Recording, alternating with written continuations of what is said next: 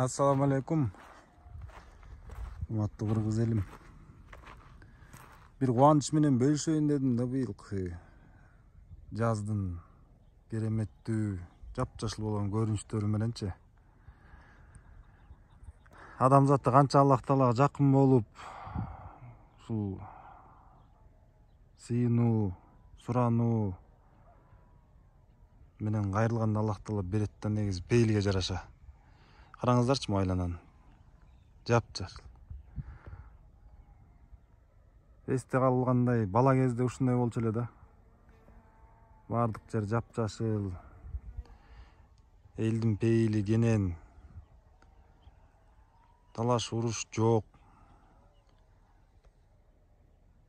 Караңыздарчы могу талааларды.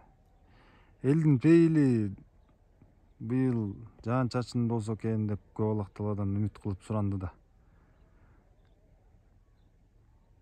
Мен ойлойм быйыл түшүм мол болсо, токчулук болсо, өлкөбүздө өнүгүү болсо, ана мондай тоолордун чокуларын кантип бир багындырбайсың, Караңыздарчы. Могу тоолор мына, могу палатка тоо деп коет биздин. Ак Суу районунда. Карасаңыздар, Окмуш. Могу болсо биздин Ак Суу району. Ак Суу айылы. Арашан деген ысык суу чыккан жайлоодо ушакта.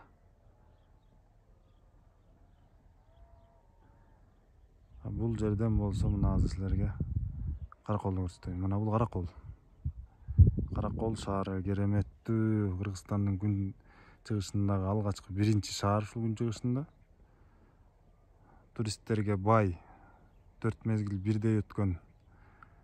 Мына ошол жерде эң эле мыкты чет элдиктерди кызыгуу арттырганы ушул мына биздин тоо лыжасында база. Мына ушакта, ушунун артында, мына баякта. Көрдүңүздөр да.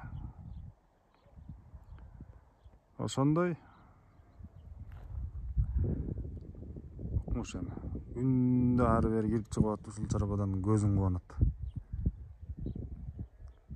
Салам алейкум, баарыбызга тең өнүгүүсү, Аллахка жакын болуу. Салам алейкум.